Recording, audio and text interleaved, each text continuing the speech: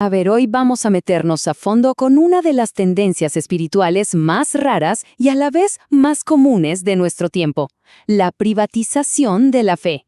Y todo arranca con un solo dato, un número que a primera vista parece simple, pero que esconde una historia fascinante. 56%. Quédense con ese número. Cuando estaba revisando datos del Barna Group, esta cifra me saltó a la vista. Se sentía extraña, no cuadraba. Así como lo oyen, más de la mitad de los cristianos adultos dicen que su espiritualidad es un asunto completamente personal, privado. Y esto, la verdad, me hizo mucho ruido. Porque si uno va a las fuentes, al Nuevo Testamento, la idea de una fe solitaria es casi un contrasentido. Y esa es la gran pregunta que nos va a guiar hoy. ¿En qué momento exacto la fe dejó de ser como una cena familiar, algo compartido, para volverse algo así como un servicio de delivery espiritual a domicilio? Para entenderlo, tenemos que ver el panorama completo. A ver, el modelo original era radicalmente comunitario. Pero hoy, muchísima gente ve la fe más como un proveedor de servicios, casi como un Netflix espiritual, ¿no? Se quiere la fe, pero sin la institución. Se quiere la espiritualidad, pero sin la comunidad. Y es que fíjense en esto, el contraste es brutal. El Nuevo Testamento describe a una comunidad que lo compartía absolutamente todo, que se veía a sí misma como un solo cuerpo. La idea de que el camino espiritual se recorre en solitario simplemente no encaja en su ADN original. Ahora, lo más interesante de esto es que el cambio no fue un accidente. Para nada. Fue un proyecto que lleva siglos cocinándose, impulsado por 3 gigantescas olas históricas que redefinieron por completo cómo nos relacionamos con la fe. La primera ola fue la Reforma Protestante. Aquí, la autoridad pasó a la escritura, a la gente común. Pero ojo, la fe seguía siendo algo comunitario.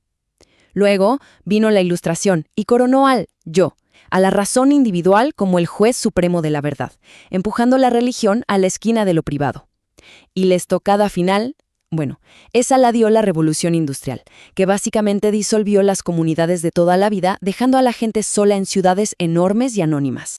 Y es justo en este nuevo mundo donde la teoría de un sociólogo, Thomas Luckmann, se vuelve clave. Él nos dio el concepto perfecto para entender lo que nació de estas 3 olas.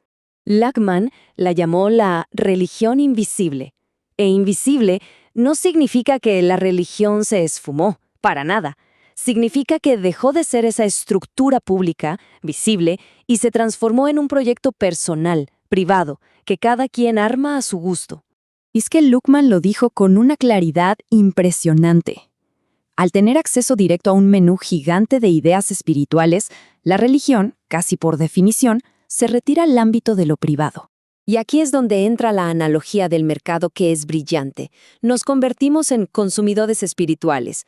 Ya no heredamos un sistema completo. Ahora vamos por el mundo y tomamos productos de todas partes.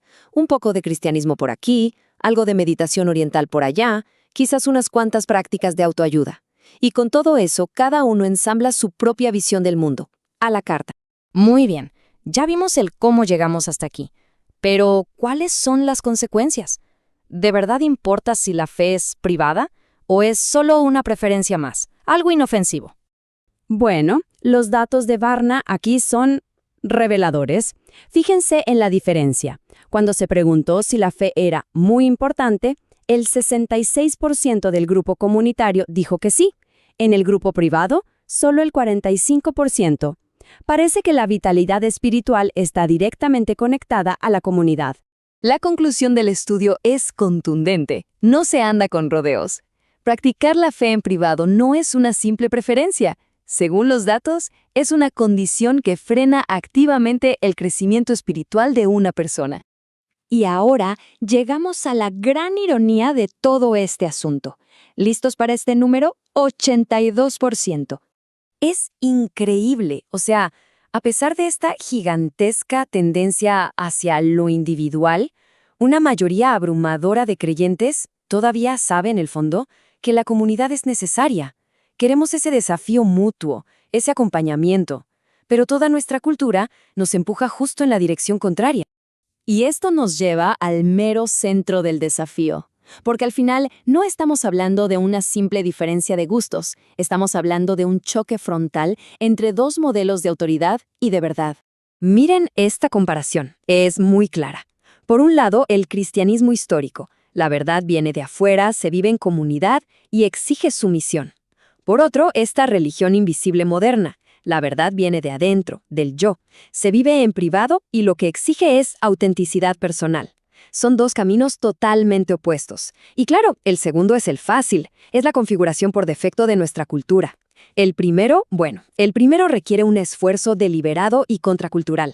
Y para terminar, esta analogía de Jonathan Leeman me parece perfecta.